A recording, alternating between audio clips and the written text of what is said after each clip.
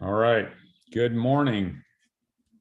This is Eastside SDA Fellowship Sabbath School, and it is September 10, 2022. I always feel like saying year of our Lord 2022, but I honestly don't totally know what that means, and I haven't had a chance to check it out. It sounds so official, though. The chapter today is chapter 33, the book of the law, and it's in Prophets and Kings. And the panelists we have here today is my wife, Jody. Myself, I'm John Griffin. My dad is John Griffin, and my brother-in-law, Lee Meadowcroft, is here. And my dad and Lee are calling in from small town east of Portland, kind of about a third of the way between Portland and Mount Hood, but on some kind of evacuation notice because there's some fires close by that are thankfully heading the other direction, but I guess could change with any change in the wind. So how does that evacuation notice work? We're just waiting for people to join in anyway. We got a minute or two. Well, I'm not exactly sure how it was supposed to be on your phone. Clackamas County, if you sign up. But I just logged on. I mean, the fire is very clear. So I logged on to just the news this morning. And Clackamas County has a map showing where the evacuation zones are. But in 2020, when we had the big fires, I would get notifications on my phone. The only problem is they were so delayed. It's like there's such a delay of information. Going online and watching the news and doing that is probably a better way. I kind of have the news behind you right now. So are you guys on the like get ready or like leave at a moment's notice? Like we're on none of those. Actually, there's the green, which is the level 1. Hey, out. Yellow and red. We're actually just north of all of that. But if the wind changes, I mean, it's literally Barton Park is just down Amasinger, and it's just south of that, but it's going west. So far we're okay. Oh, that's good. Yeah, Barton Park's a park I used to bike to with some friends in grade school, I guess. So. All right. Bike there? Mm-hmm. Down Amasinger? Your parents let you do that? It was the 70s, Jody. Of course. Amasinger's always been a busy road, so we didn't bike on Amasinger. Might have been more like the 80s by then, but it was all downhill going to Barton Park. It was getting back. That'd be a trick. All right, so it's been smoky here last 2 days, and we're supposed to have some wind clearing it out, and there has been a little bit more wind this morning. But anyway, it's the Sabbath. Happy Sabbath, everyone. And for Sabbath School, we've been going through the Conflict of the Ages series. And this was a little bit of a last minute change. And so I appreciate my dad and Lee jumping in with a few days notice instead of a few weeks notice. But it is an interesting book, a chapter 33 again, entitled The Book of the Law. So let me lay a little bit of context, and then we'll start talking. I know my dad went through it a couple times and actually was pretty excited about it when I talked to him. But the last chapter, the last chapter we went through was Hope for the Heathen. That was 2 weeks ago. And then we're getting into this new section called National Retribution. So Israel has not been obeying God and doing what God wanted them to do. And so, there has been these calls to judgment that the prophets have been giving. And these kings have just not done a great job of keeping God in the lives of the Israelites. And I think there is somewhat of a responsibility as king to do that. And last chapter talked about two kings, Manasseh and his son Josiah. And this book involves, and so they talked about Manasseh and Josiah, and then this chapter is talking about chapter 33. And I think we can all remember as children this great story about, I don't know if it was good King Josiah or little King Josiah, because Josiah was the one that ended up being king at about age 8, I want to say. And so was very young. And he was kind of snuck away during bad times, raised by the priests, and then brought in as king, and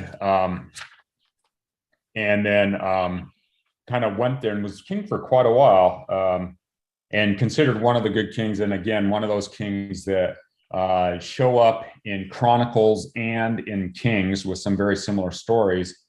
But one of the things he is known for is the reform of Israel, and the 2 or 3 kings ahead of him. Well, his great grandfather was King Hezekiah, so also a king known for reform. But then his son, and then and then his son let things kind of slide a bit. And his son is one of the kings that helped to turn things around again. And I didn't realize this about Josiah. Well, a couple things about Josiah. He was the 16th king of Judah, and he did start at age 8 and ruled for 31 years. So he died at age 39. He had a couple children himself. Actually, his children and grandchild were the last kings of Israel following the Davidic line. And then everyone got taken to Babylon in captivity. Interesting, some facts about Josiah. There are no archaeologic records of him and his existence, except for what we find in the Bible, and I already mentioned Chronicles and Kings. Also Isaiah to some degree, actually not Isaiah, Jeremiah to some degree. He, when he died, Jeremiah in Lamentations 4 has a poem about him. Other prophets at the time were Huldah, and she shows up in this story. And Huldah, interestingly, and I didn't know this, was somewhat related to Jeremiah. And it was thought that Jeremiah kind of preached to the men in the nation and obviously served Josiah. And then Huldah was kind of a ministry to the women. And then one of the teachers of Jeremiah was Zephaniah. So those are all prophets and teachers for that time. What was I going to say? We do know, I was talking about there not being any record of Josiah. But we do know, in fact, when he died, because there is record of that last war where he ends up dying, although there's variations in the story. One has him dying in the field, and one has him being taken captive and then getting beheaded in the field. Whereas the Bible story, and the one we're more familiar with, it sounds like he gets taken back to Jerusalem, where he eventually dies of injuries from a fairly random shooting of arrows. Although in the non-biblical source, I saw somewhere where they said he got shot by 300 darts. And I'm assuming darts were arrows, or maybe a smaller version of arrows. But I was just impressed. 300 didn't sound as random, maybe, as the 1 or 2 that shows up in the Bible text. Anyway, again, not a biblical source for that. But what I found very fascinating, and I'm going to wrap it up because I know you aren't all here to hear me talk, is that Deuteronomy as a book is thought to be this book of the law that this chapter is talking about. So what happened is Josiah, one of the first things he does as a child, and probably under the priestly influence that he grew up with, was to start restoration of the temple. And so, and this has been going on for a while, because nothing like that happens overnight. and this has been going on for a while, and and a book is found, and there's a lot of excitement about this book. The priest finds it, takes it to a scribe, presumably they both read it, and then it's interesting, there's a little bit of a succession, and almost makes you think that they're wanting to read and confirm, because going back, there was a book found, and remember, the king just cut off pieces and burned it and completely destroyed the book, and did not, do anything positive as a result of hearing the words of the book. However, this book is brought to Josiah, and moves him to tears, literally, and begins a reformation that is probably one of the biggest reformations that Israel, and specifically Judah's had. I mean, and I say that because he starts destroying the idols to Baal and other graven images, and also starts killing the priests to these idols. And he doesn't just stop in Judah. There's 3 or 4 other tribes that he branches out to, and actually starts doing that as well.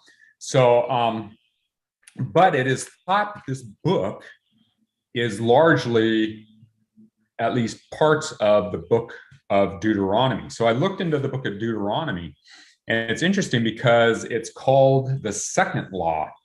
And this is a reference to Moses and Mount Sinai and his writings, which presumably are the first law. And this is the second law, and it has a couple sections. It's the 5th book of the Bible, the Pentateuch. It is not thought to have been written by Moses, which I thought was interesting, although the first 30 chapters contain the 3 sermons of Moses. The first one, talking about the 40 years in the desert and why they're there, also includes the 10 Commandments, interestingly enough. The second sermon is talking about following the 10 Commandments as well as God's other laws, and then also following Yahweh. And then the third sermon has to do with, if you do this, you follow the laws, you follow God, Yahweh, he will bless you. But if you don't, he will curse you. And you can see that in this reading. I mean, Josiah sees these cursings that are, in this book, the book of the law, or the second law. And he kind of looks around. He's like, wow, we're right there. And then interestingly, the last, chapter 31 to 34 is the songs and blessings of Moses. And comes this saying, "Hear, O Israel, the Lord our God, the Lord is one," which is, part and parcel to everything that is Jewish, I think even to this day to some degree. So Josiah was alive about 641 to 609. He was king for 31 years. And then he is thought to be responsible for this, what they call the Deuteronomic Code, or set of laws that we just talked about, which reflects what Moses did. And Moses is a central portion to this. And so it's thought that this book kind of bridges 2 things, and then I will close. And one is it kind of bridges, let me make sure I have this right, the wanderings in the wilderness. So it's placed in the Bible at the end of the Pentateuch, which is the first 5 books of the Bible, which describes Abraham, Isaac, and Jacob, Joseph, and then Moses, and the wanderings in the wilderness, them leaving Egypt and getting to the point where they're at the promised land. But then it's placed before the history of Canaan, which includes Chronicles and Kings, and this history leading up to captivity. And so, Moses is part of this, but it's kind of placed in the middle of this history. And some think it's kind of a reminder and maybe a readjustment of the law so that it was, practical for the times, because things had obviously changed by then, but also a little bit of a history. And obviously when they went into captivity in Babylon, which was temporary, they came out of it as a little bit of a different nation. And that's the nation that we see when Jesus finally comes down. So let's stop there. And I'm sorry, man, I talked for almost 10 minutes. So what are you guys' thoughts? I'll go. So when I read the chapter, I mean, John gave a good summary of the background of it all, but then, they find this book and they kind of start this reformation, and idolatry was like a huge thing. And What is idolatry? well, worshiping idols. Okay. But when I must have been a little sleepy, because one of the things here, when I was reading it, it was at the top of a page. Oh dear. It wouldn't have been that far. I don't know. It said something about idolatry, but I thought it said adultery. And I was like, wow, okay. Like I was like, what is he going around smashing all this stuff if they're adulterers? Anyways, I had to reread a little bit, but that's just me in my delirium reading. Anyways, when I was reading it, I was like, okay, so you're King Josiah. That is a bold move to do what he did. So thinking about it on his part, it's like, I don't know if they had, like approval ratings like they do now for presidents and what like that, but I would think Josiah probably was like low. So maybe he didn't care about his approval rating. He was just doing what he was convicted to do. But then on the other side, if you were just a citizen there, these things these idols that, are of such huge importance to you, the king going around and destroying them, that would have been, I don't know. It seems like it upset the people quite a bit, but you would either had to have been behind him and like, yeah, this is a good thing and times are changing, or you would have been really an unhappy person there. So I tried to think about it from both sides. From his side, I'm like, whoa, this is like, he must have just been bold enough to say this is what needs to happen and just gone for it, regardless of public opinion. And then from the other side, you would either had to been supportive of it or else you would have been very unhappy. Well, John, my first impressions were kind of random and scattered, and also shows how unsmart I am, because I read something and I think I totally read it wrong. So first, the positive. When she's quoting Deuteronomy 32, I loved when so Moses is saying, he's speaking for God, and he says, my speech shall distill as the dew, as the small rain upon the tender herb, as the showers upon the grass. Now, I reread that in the New Living Translation, and I think what he's saying is this is pervasive. But when I first, maybe I was like Jody, when I first read it, I was kind of either too tired or whatever, but the way I interpreted that first was God's word comes to people at different levels, at different, as they can see it. So like the dew on the very tender, herbs, which can only take, they would die in a shower, and then the showers on the grass. So even though I think that's a misinterpretation of how this was written, it was really encouraging to me. It spoke to me like saying, oh, God comes to you where you are. And I love that. That's the positive. The negative part of this. So that's on page 394, by the way. That's the first quote that she gives. And it's very poetic. It's almost like a psalms or a song is the way it says a song. Yeah. It says a song in Deuteronomy when I read it in the New Living Translation. So this is part of the Song of Moses. Yeah. Is what I was saying. Go ahead. Well, before I get to the negative part, the random part is I found this really strange, because these are illiterate people, but the average person couldn't necessarily read. I mean, the priests were very illiterate.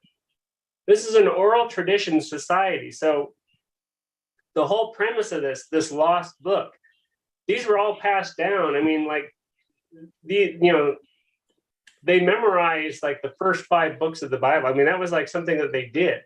So it seemed really strange that we had this lost book, because even though the book itself was lost, it seems like the oral tradition would have kept that going. So it's really, I mean, they must have really been so far away from God at that point that they weren't even telling the stories. They weren't even relaying the law as they used to. So that's my second. That's an interesting point.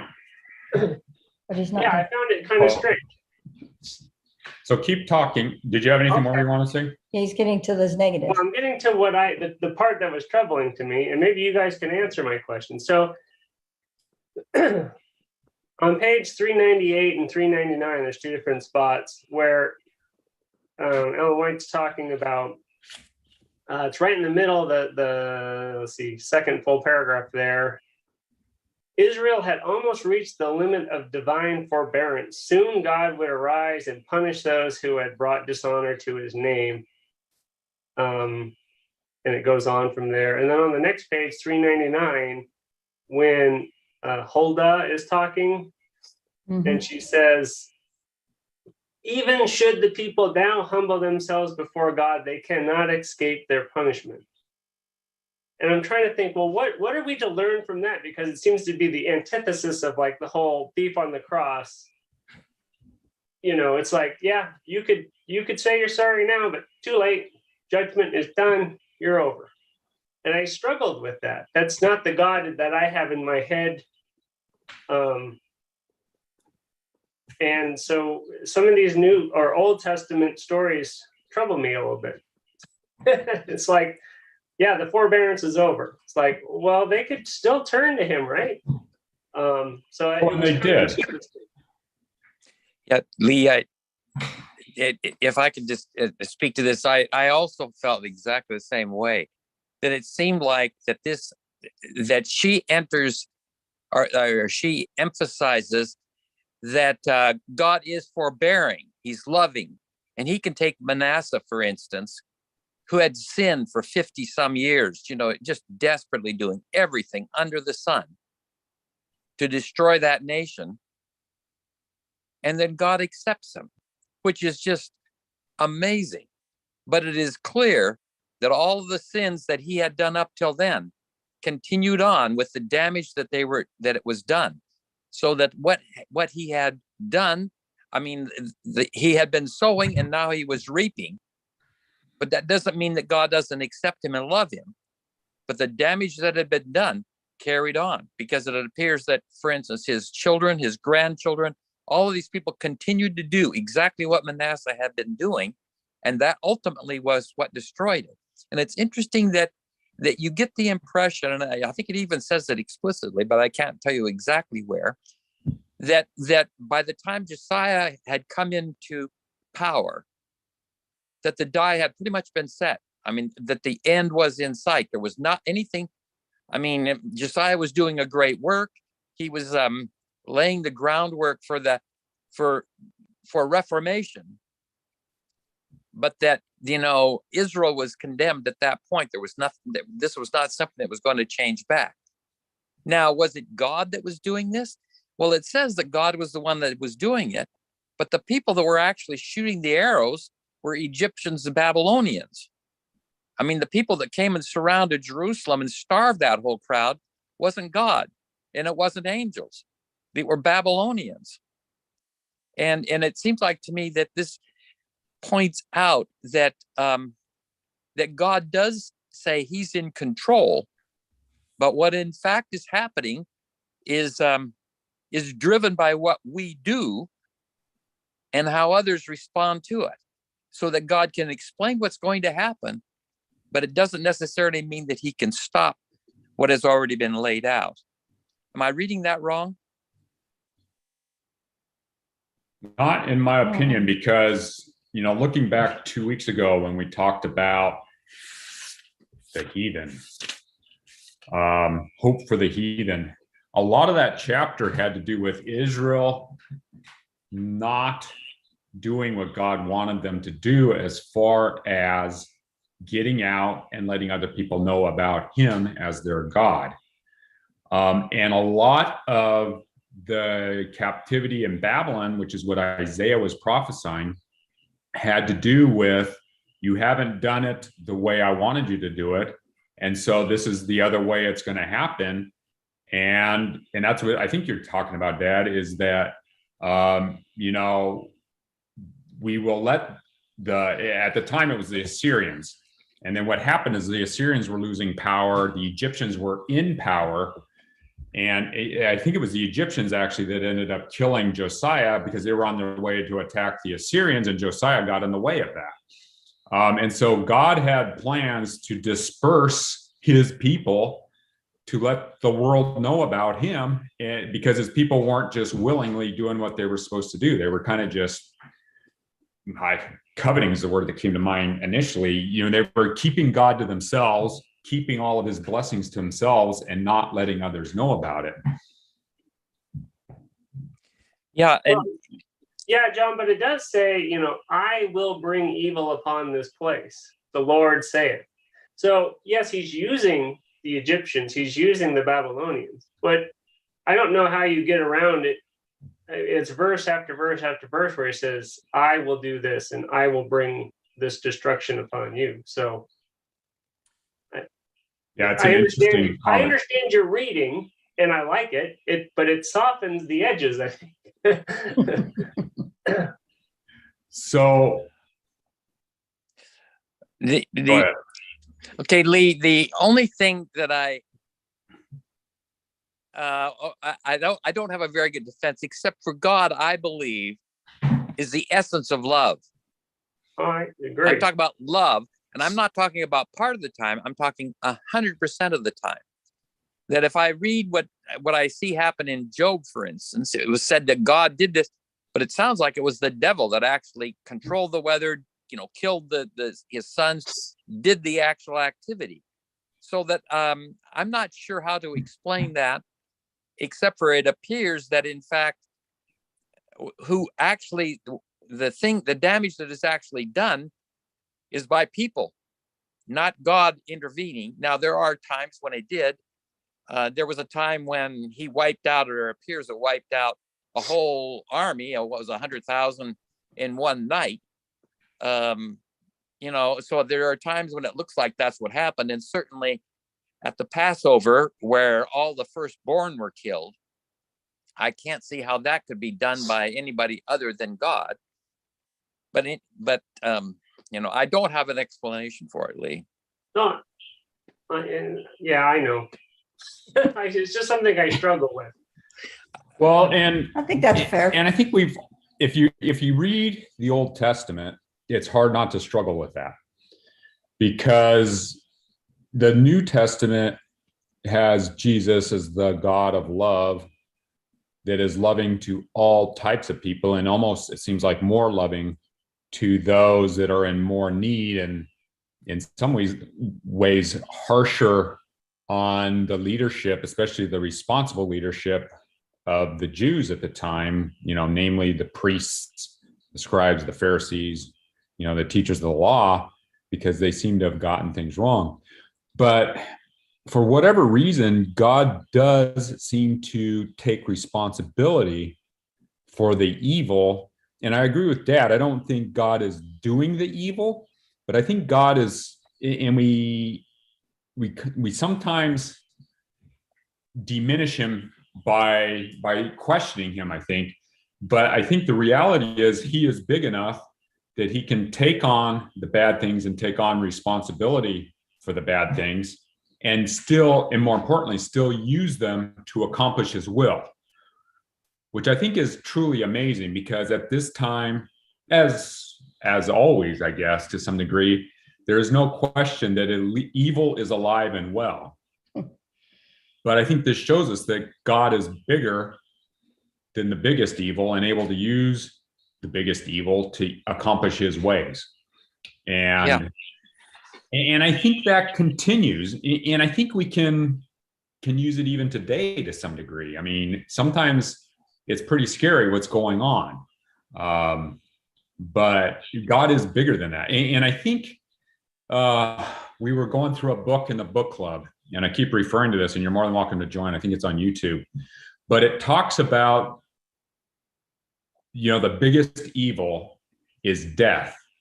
And that's kind of the biggest and the most final thing that Satan can do to anyone, as a result of their sin, is death.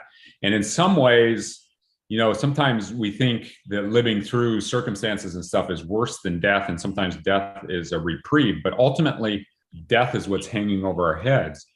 And I think that's what's so amazing about Jesus coming and dying for our sins was one thing. That's what gives us forgiveness for our sins. But what was even bigger and kind of put the final nail in the coffin of Satan and sin was him being resurrected and coming alive from the dead, and then promising that to us. And that was the biggest and most amazing thing, because that took away the biggest thing that Satan and sin can do, which is death. Eternal death is no longer something we have to worry about, because Jesus conquered that with the resurrection.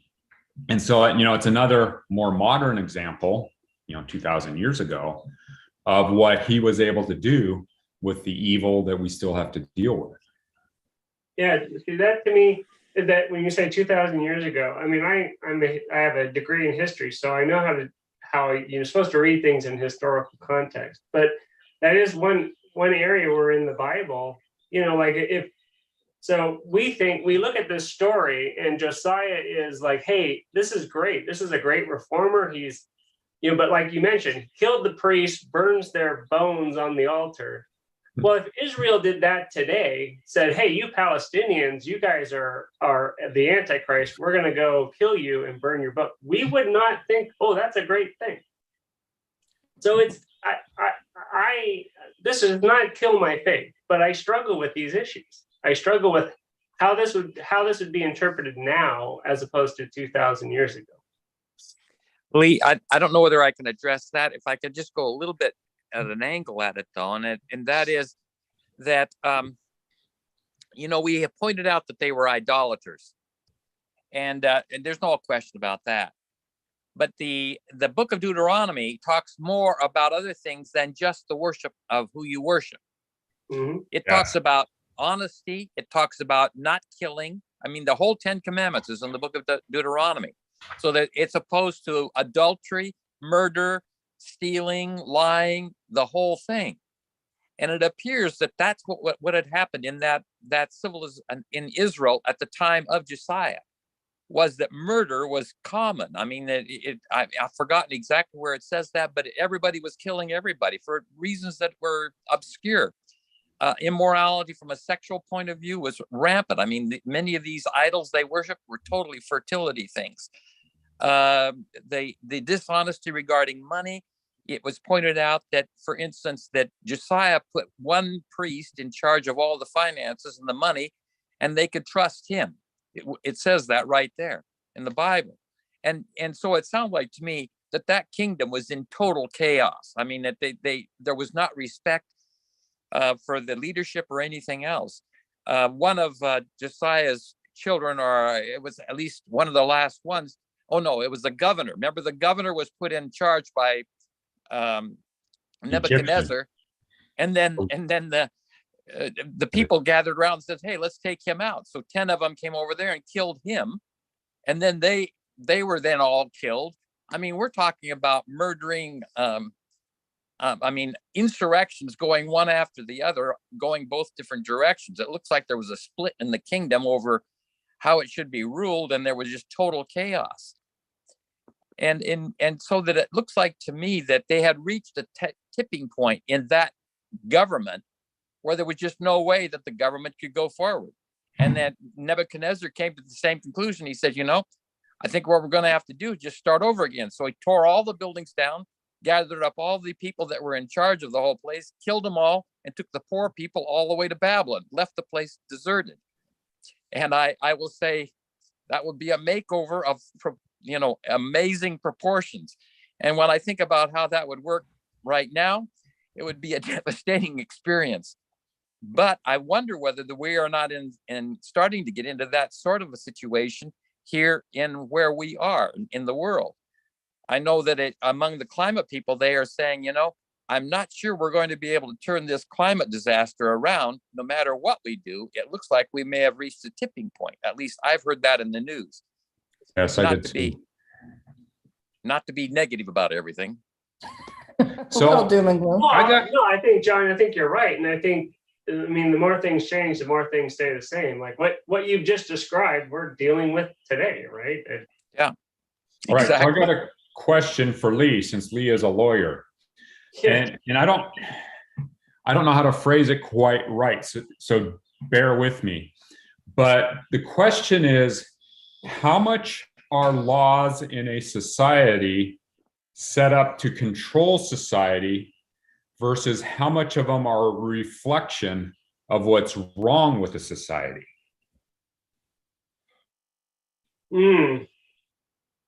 Was that clear, or do you need me to elaborate?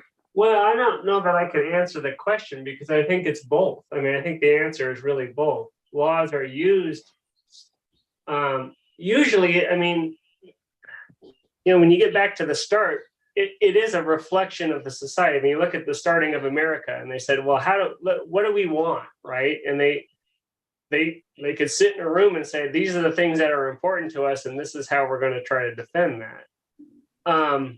Later on, laws, just like with the the priests, like every little thing became a legality, right? So over time, where I think laws start as a very sort of a consensus of what that society's morals are and what their aspirations are.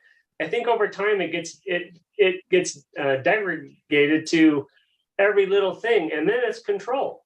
It's like if I say, Jody, you can't do this on Wednesday, I can control Jody on Wednesday, right? I mean, I think it does both. So then, and it's interesting because this second law, when you look at it, and I didn't read through the whole book of Deuteronomy, although it might be a good read at this point, just to kind of refresh what it has in it. And I think, Dad, you did actually look at Deuteronomy a little bit more deeply than I did. But the second law is broken into several areas already mentioned, but the law part of it is kind of divided into laws regarding religious observance, and then laws that govern officials that are governing the people. So, somewhat regulating that. And then there were civil laws and there were criminal laws that were all part of this book. So that's just kind of an FYI. I don't think it changes anything. But then, and this goes back to Jody's first comment about Josiah going around and, wiping out religious observance as they knew it, which was obviously idolatry. And that's what God had been calling it, and that's what the prophets have been calling it. But I don't think he was just wiping that out. He was replacing it with something that was better. And I think that's maybe what made it okay. But then my question, my follow-up to question to Lee is, when is it important to change laws? Yeah. How much time do you have? Why do I? It doesn't seem like laws ever change. I mean, my experience with laws is that, there's, and we're a democracy. We get to vote, and so it seems like if they can't get a law to pass, what I've seen happen is they just kind of keep pushing it out there until eventually it does pass. Rewording it. But it's always in addition to what is already there. And it's never like, well, this law didn't work, let's get rid of that. Well, again, I don't know that there's an answer, because I think it's both ways. There's an inertia, right? So you have things at rest tend to want to stay at rest. So what we have, it's very hard to sort of change that. But then we have these radical periods where it's like we go we swing so far one direction, and all of a sudden these laws are coming in that are, some people think ludicrous. So when should they change? They should change, obviously, when it's needed. When the effectiveness of that law doesn't do anything. But you're right, it's very hard to do. It's slow, it's a slow process. It's glacially slow. As a matter of fact, I always think, oh, this would be great to change things really fast. And sometimes it could work. I mean, in theory, it can work, but that's where we get a lot of problems as well.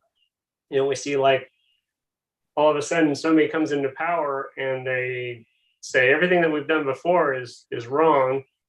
I mean, I've just read a book on the history of China, and every time there was a new regime, I mean, they would just purge and kill millions of people. It's like, well, that's not good. So the sudden changes can be very dangerous and very troubling as well.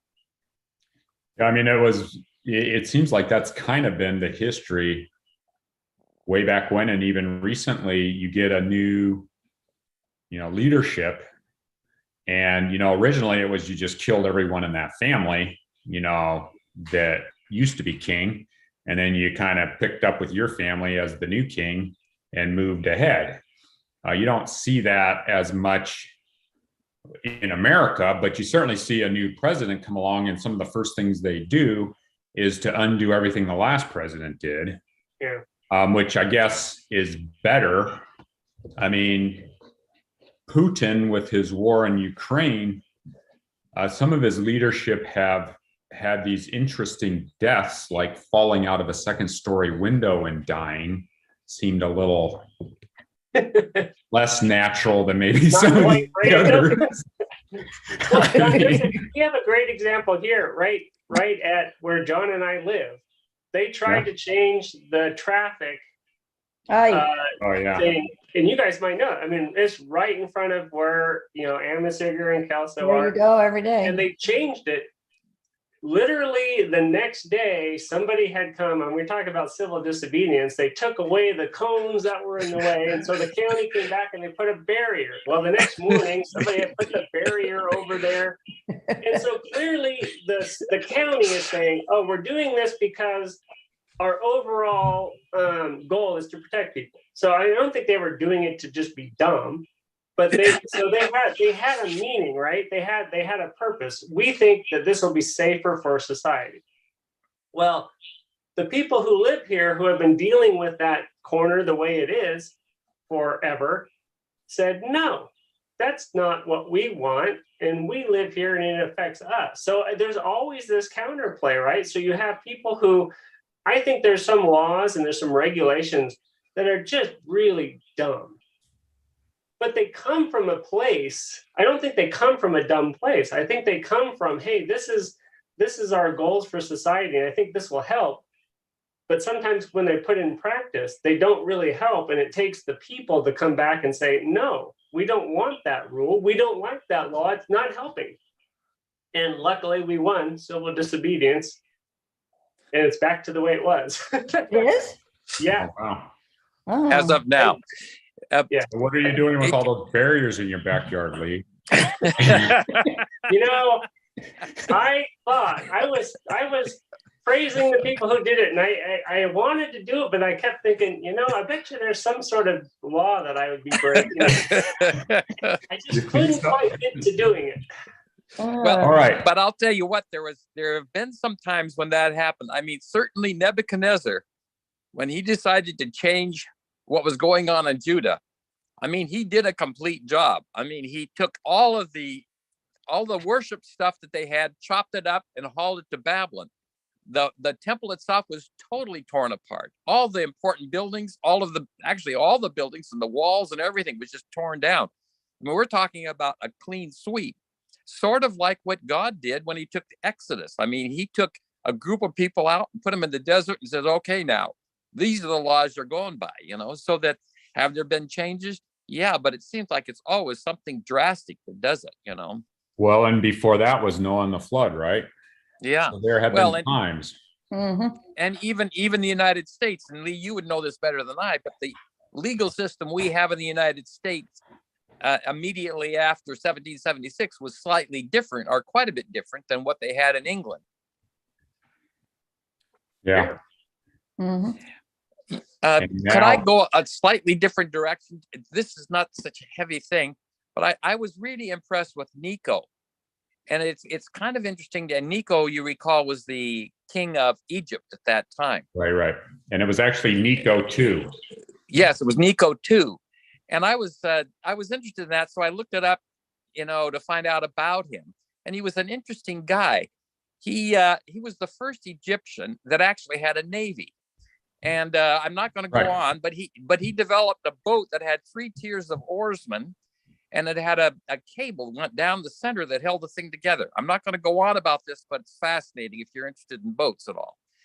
The interesting thing about him, though, is that he told Josiah, he said, "Hey, get out of here! You're not helping anybody. I'm not after you. I'm going completely different direction, and save your effort." And that's recorded actually. Yeah. And in the Bible it says that was God speaking through him, and that he was a follower of God, or that he was speaking for God or doing God's job. And I thought, well, that's fascinating, because Nebuchadnezzar, he later on, became a follower of the ancient God. So that it seems like that in many respects, the people that were coming in to correct the situation in Israel were really better followers of God, more consistent, more honest, more caring kind of people than the Israelites themselves at that time. Yeah, I mean, that's a good point. I mean, to be clear, Nebuchadnezzar was Babylonian and came after Necho, but you have this very interesting story of the Egyptians coming up and through, heading towards Assyria, which had weakened by that point, and so it was a good opportunity for Egypt to become the leading world power. And for some reason, Josiah got it in his head to get in the middle of that. And it did not appear to be what God was wanting. And Josiah actually ended up dying as a result. And interestingly enough, it was recognized by Jeremiah as probably the one thing that Josiah did that was against God's will. But appeared to be well enough liked by Jeremiah that Jeremiah spoke of him in Lamentations, and actually Lamentations 4, if you want to look at that. It's called the dirge of, I wrote it down somewhere, but yeah, dirge on Josiah, which doesn't sound so good, but apparently it was a way of honoring him. Any comments on that? Because then we have about 10 minutes and I want to head a little bit different direction as well. The one thing before you move on, the one thing I would say about that is, I think that speaks to how Josiah does this great thing, right? He's like, let's bring the people back to the Lord. But then he takes it a little bit too far and says, well, of course I've got the Lord. So now I'm going to get in the way of these two guys fighting, because clearly the Lord has blessed me. And then he ends up dying. So I think that's indicative of our human nature. If I could speak for just a second too about that, John, it appears that we had kings that were, from historical perspective, were being controlled, or at least were sensitive to what God's message. But we also had a bunch of other people. It was during this time that Daniel made his trip to Babylon. It was during this time that Jeremiah was coming into his, I think he was 25, 20, 30, something like that, years of age. He was not an old man during this time. And we had the lady, was it Huldah?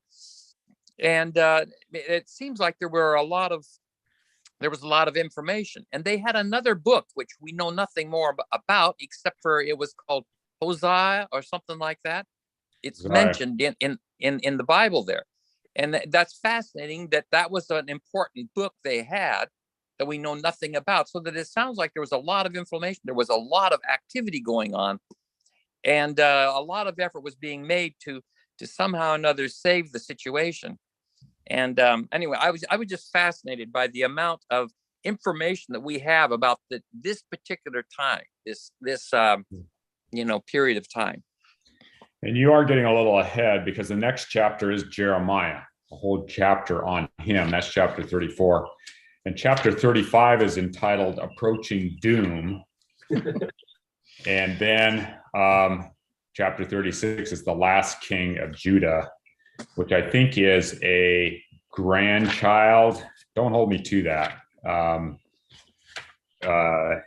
don't think it's the child of Josiah. I think it's the grandchild of Josiah. But then the next chapter is carried into Babylon. So what do we do with this story? It's a great story. It's one of those Sabbath school stories. You know, you got the boy King Josiah that does the right things. He restores the temple. He does what the priests want him to.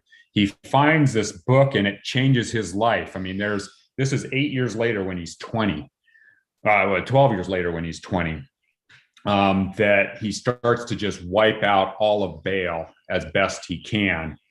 My question is, how do we apply this to ourselves? Who are the great reformers in our time and age? What are the lost books or the books that we have that we just don't spend enough time with? And then, you know, I guess those are my two questions. And I guess more specifically to the book is, what are the laws that we need to follow that maybe we aren't following as faithfully as we should be? So 3 questions: reformer, books, and laws. Jody. Go. Mhm. You don't have to start. John, I can answer the answer to the first one is reformer. I don't think we should look for a reformer. I think we need to be the reformers. I think we all do. That's the lesson I get from this. Not that there's one person that's going to bring our church in a direction, but we have to do this on a daily basis and say, where are we at? Where am I at? And how can I get back into the graces of God? No, I agree, because I'm like thinking, who are the reformers? No one jumps out at me. I hate to say it.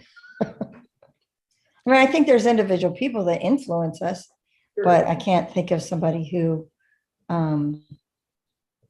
is like, you know, greatly a reformer. You know, I think that you're right, Lee. I really think that the laws, John, that we need to be following, we need to get back to the 10 Commandments. I mean, we're talking about honesty all of the time. We're talking about caring for, other people's property, making sure that we are not taking advantage, taking it away from. You know, sexual morality is incredibly important, and on and on. But I think that we have got to get from the place where we're preaching it. Everybody's preaching it. What we need to be doing is doing it. And I think that that's what we got. We've got tons of people telling everybody else how to conduct their lives. I mean, you go on the internet and it's just everywhere, people telling you what to do. But I think that Lee's right. I think it's time for us to just say, you know, my job is to make sure that I'm following the law, and being kind and caring of others at the same time. Pardon me? So I like the way you phrased what you were just saying was, it's not also just the words. It's not just the 10 Commandments. Oh, thou shalt not kill. What's behind that? What I mean, later on we have the New Testament, which helps shed light on that. It's like the sin of pride. Well, pride's not in the 10 Commandments, the word itself, but let me tell you, it's there.